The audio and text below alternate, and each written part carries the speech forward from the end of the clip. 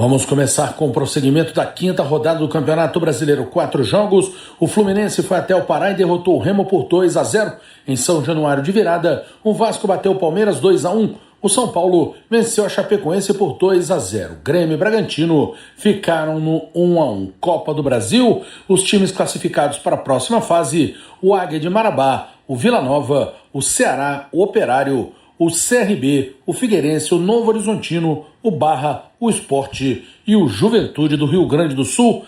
Fim de semana com muito futebol pelo Brasil. Teremos nesta sexta-feira Campeonato Brasileiro de Futebol Feminino, 2 clássicos, Botafogo e Flamengo, Palmeiras e Corinthians. Neste sábado, Campeonato Brasileiro da Série A, Vitória e Atlético Mineiro, Botafogo e Flamengo. Brasileirão Feminino, 6 partidas, América Mineiro e Juventude, Internacional e Bragantino, Santos e Misto, Cruzeiro e Atlético Mineiro, São Paulo e Ferroviária, Grêmio e Fluminense. No domingo, 7 jogos pelo Brasileirão Série A, Fluminense e Atlético Paranaense, jogo que a Rádio Nacional transmite. Teremos ainda Internacional e Bahia, Santos e Corinthians, Curitiba e Remo, Palmeiras e Mirassol, Cruzeiro e Vasco, Bragantino e São Paulo. Na segunda-feira, encerramento da rodada do Brasileirão Série A, Chapecoense e Grêmio. No Brasileirão Feminino tem Bahia e Vitória. Da Rádio Nacional em Brasília, Bruno Mendes.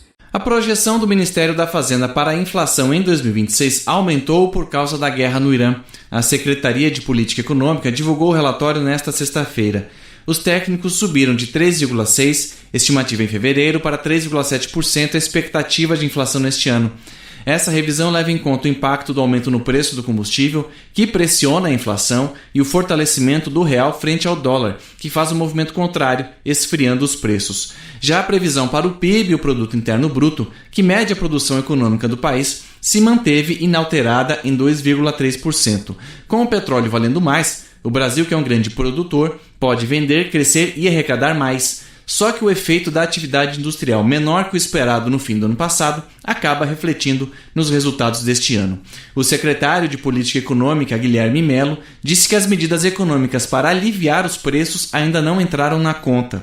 Você tem essas políticas públicas, como por exemplo aqui no caso do diesel. Então, tudo isso pode ajudar a ter um cenário inflacionário dentro das nossas expectativas. Mas, claro, temos que acompanhar a evolução do conflito. Os números apresentados têm como base uma guerra temporária, com o barril valendo $73 em média neste ano.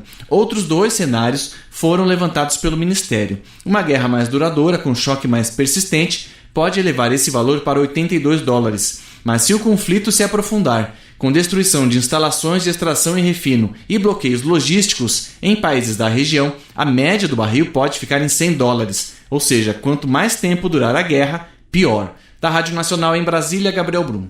A escala 6x1 atinge 33,2% dos empregos no Brasil. A informação é de um estudo inédito do Ministério do Trabalho e Emprego. O dado se refere a pessoas cadastradas no E-Social como seletistas, estatutários, autônomos, avulsos, cooperados, domésticas e estagiários. Esses trabalhadores cumprem a jornada de 6 dias de trabalho com apenas 1 de descanso. Os demais 66,8% cumprem 40 horas semanais e tendem a jornada 5x2. São quase 30 milhões de pessoas fazendo 40 horas semanais em 5 dias de trabalho e cerca de 20 milhões trabalhando 6 dias por semana com 44 ou mais horas de jornada semanal. Segundo o governo federal, os números mostram que a maioria dos empregos no Brasil já superou a escala 6x1 e foi em cima desses dados que o ministro do Trabalho e Emprego, Luiz Marinho,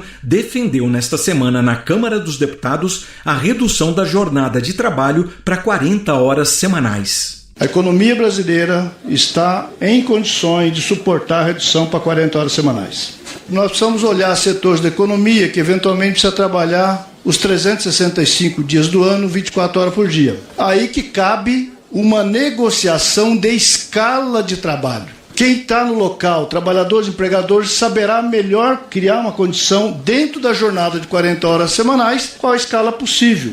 O estudo mostra ainda que a redução da jornada de trabalho para 40 horas semanais, com manutenção dos salários, teria um impacto adicional sobre a massa de rendimentos no Brasil de 4,7%, segundo o governo, um percentual perfeitamente absorvível pela economia brasileira. Mas, segundo a deputada federal de Santa Catarina pelo PL, Júlia Zanatta, se a mesma produção das empresas precisar ser mantida com menos horas trabalhadas, o custo vai aumentar, o que pode levar a demissões. De acordo com a parlamentar, é o receio com o fechamento de postos de trabalho e o valor dos salários que aparecem entre as maiores preocupações dos trabalhadores. Uma pesquisa feita pelo Senado, que, na sua opinião, qual o principal desafio que os trabalhadores brasileiros enfrentam em relação à qualidade de vida? Tá aqui, não é trabalhar demais, é valor do salário.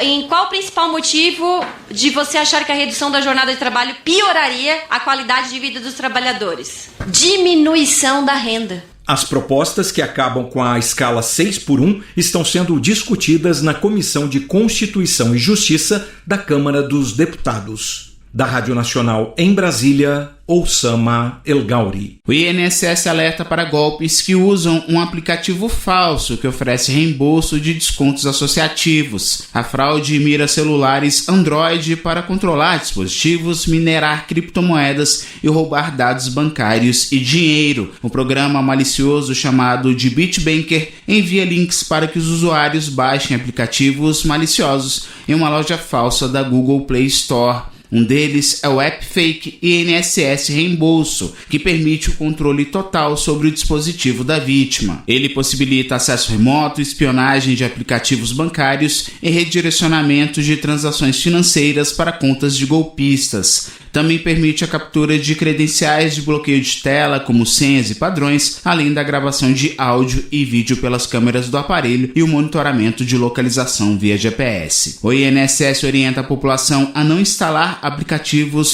fora das lojas oficiais e a desconfiar de serviços que prometam reembolsos ou liberação de valores por meio de links ou páginas não oficiais. Vale lembrar que o aposentado e pensionista que ainda não contestou o desconto indevido ganhou mais prazo, até 20 de março. Isso pode ser feito pelo aplicativo Meu INSS, pela Central 135 ou em uma agência dos Correios. As fraudes foram identificadas pela Kasper Sky. A empresa de cibersegurança também encontrou golpes relacionados ao ressarcimento do FGC, o Fundo Garantidor de Créditos, direcionados a clientes do Banco Master. Da Rádio Nacional em Brasília, Renato Ribeiro. 170 trabalhadores que atuavam em obras para 4 empresas da construção civil foram resgatados de condições semelhantes à escravidão nas cidades de Cabedelo e João Pessoa, na Paraíba. Os resgates, realizados entre os dias 2 e 11 de março pelo Grupo Especial de Fiscalização Móvel do Ministério do Trabalho e Emprego, ocorreram em construções de prédios populares, flats e também em obras de edifícios de luxo. Os trabalhadores vieram de Pernambuco, Rio Grande do Norte e do interior da Paraíba. A situação de trabalho degradante foi identificada também nos alojamentos que abrigavam os trabalhadores, onde havia superlotação, pessoas que dormiam no chão e, em alguns casos, dormiam em locais abertos, sujeitos, por exemplo, a ataques de animais peçonhentos. Também foi identificado falta de água potável em canteiros de obras.